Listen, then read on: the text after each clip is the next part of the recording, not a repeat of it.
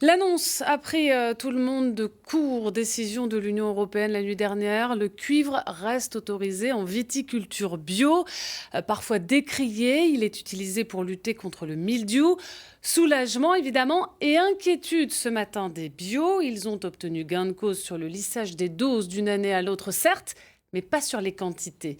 Dossier signé Sophie Dumay avec Xavier Claes. Trouver un substitut au cuivre, Olivier Oriot aimerait avoir la solution. Depuis 10 ans, ce vigneron bio mène des expériences sur cette parcelle d'1 hectare au Risset. Le cuivre sert à lutter contre le mildiou, un champignon qui se développe lorsqu'il fait chaud et humide.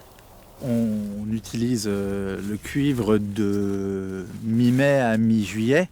C'est vraiment la période végétative quand les feuilles sont là, et le mildiou est présent également parce qu'à cause de l'humidité, à cause de la chaleur. Une année comme 2012 ou 2016, on dépasse les 6 kilos pour pouvoir sauver la récolte. Et puis une année comme 2015, on est en dessous de 2, d'où tout l'intérêt du lissage pour à la fin ne pas dépasser les 6 kilos en moyenne.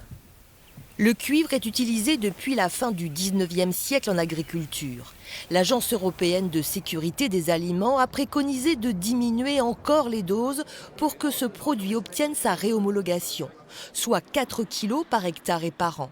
Cette nouvelle préconisation pose problème dans tous les vignobles septentrionaux, comme en Champagne. En Champagne, les vignerons en moyenne vont utiliser entre 4 et 4,5 kg de cuivre par an. Mais ça, c'est une moyenne. Et c'est une moyenne qui bouge énormément en fonction du profil de l'année. Les années à forte pression mildiou comme 2016 ou 2018, ils en utilisent beaucoup plus, entre 6 et 8 kg pour certains. Et puis des années très tranquilles comme 2015 par exemple, on peut en utiliser entre 2 et 3 kg. Le cuivre est un élément naturellement présent dans les sols. Il fait partie des oligo-éléments et des éléments traces métalliques.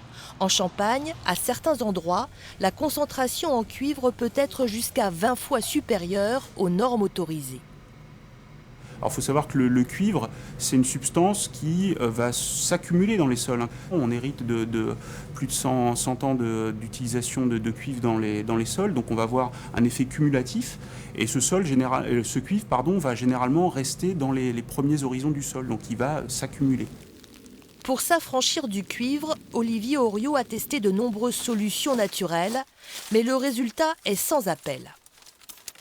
On arrive à baisser les doses, voire à concurrencer le mildiou quand c'est une année faible, avec des huiles essentielles, avec des tisanes, avec tout un tas de produits qu'on peut trouver dans le commerce maintenant à base d'écorce de levure ou d'autres matières naturelles. Mais on sait que ça ne tient pas quand la pression est trop élevée. Des expériences menées également par les services techniques de l'interprofession du comité Champagne. Les conclusions sont identiques. Il n'y a pas d'alternative pour remplacer le cuivre en tant que tel, vu que c'est le seul produit qui est réellement efficace contre le mildiou de la vigne. Par contre, si on doit diminuer les doses de cuivre, il faut le complémenter, mais ça peut apporter au cas par cas un complément d'efficacité, mais ça ne peut pas le remplacer. Il n'y a pas d'autres produits non plus que le cuivre, y compris pour la viticulture conventionnelle. D'autant plus qu'on se rend compte que certains produits qui nous permettent de s'affranchir du cuivre sont reconnus comme cancérigènes ou mutagènes ou reprotoxiques. Donc finalement, le cuivre, il est très utile à tout le monde. Autrefois, le cuivre était utilisé sans réglementation. Il pouvait dépasser de 30 à 40 fois les doses aujourd'hui autorisées. Mais il a été aussi associé à d'autres traitements. En viticulture plutôt conventionnelle, on utilise non seulement le cuivre, mais également d'autres molécules de synthèse, ce qui explique que toutes ces molécules cumulées vont de fait jouer sur la vie du sol, son activité microbienne, présence de vers de terre, et donc in fine impacter le fonctionnement même du sol, sa capacité à répondre aux besoins des plantes, son aération, sa teneur en eau. Donc ça va avoir de fait un impact, oui. Bruxelles a donc voté la prolongation du cuivre pour 7 ans à 4 kg par hectare en moyenne. Si le lissage n'avait pas été obtenu, la France, par la voix de ses députés, aurait pu objecter cette décision. En laissant la possibilité aux viticulteurs d'avoir la responsabilité d'organiser de manière pluriannuelle l'usage du cuivre. Je pense que ça serait une solution, je dirais pas intelligente, mais une solution qui permette que pendant ce temps-là, on continue de faire des recherches pour avoir donc un substitut. De toute façon, en sachant que ce produit est quand même peut-être moins dangereux que tous les éléments synthétiques que l'on peut avoir.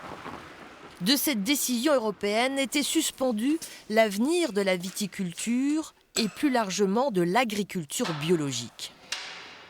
On essaye pour l'instant d'imaginer que ça n'arrivera pas parce qu'on est en plein développement, parce qu'économiquement tout va bien, parce qu'on embauche du monde, parce que c'est une viticulture, on pense, d'avenir, économiquement, socialement, écologiquement. Pour certains de nous, ce sera peut-être l'impossibilité d'y arriver et le recours à la chimie de synthèse. On n'aura pas d'autre choix si on veut faire des raisins. Et pour d'autres qui ne voudront pas déroger à la règle, ce sera peut-être une récolte une année sur 3. Passé de 6 à 4 kilos, ce consensus va demander de nouveaux efforts financiers aux exploitations bio avec des diminutions de récoltes et peut-être un frein aux conversions en bio.